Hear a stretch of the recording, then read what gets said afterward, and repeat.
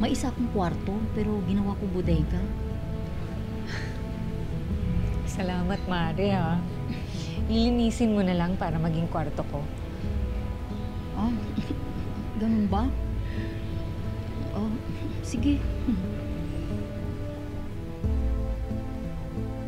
Hala, merienda na tayo?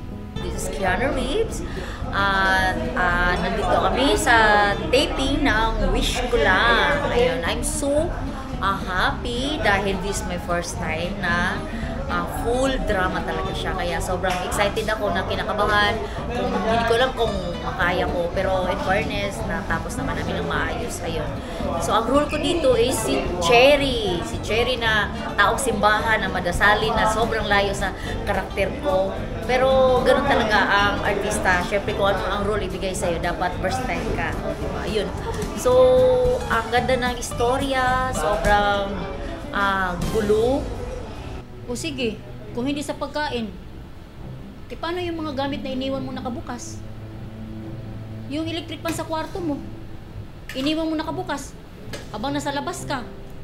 O, yung ilaw sa sala, lagi nakabukas hanggang matulog ka. Isang beses nagbaha pa sa CR kasi iniwan mo yung gripo nakabukas. Kaya tumataas yung bills ko dito sa bahay. Ano naman, yung ako naman, madadala kasi ako sa mga eksena sa lines. Kaso lang, pag yung medyo malalim na Tagalog, hirap ako dahil hindi ko alam yung meaning. Pag nag-deliver ka kasi ng lines, dapat alamin mo yung words kung ano ibig sabihin. Kasi mabablanko ka pag hindi mo alam yung words, hindi mo alam yung meaning ng words na sasabihin mo. Kaya every time na wala akong idea kung anong words, kasi malalim na Tagalog dahil nga taong simbahan, magtatanong muna ako. So hanggang ma-absorb ko na ito pala yung meaning. Yun lang naman yung struggle ko. Yung Tagalog kasi Bisaya kasi ako.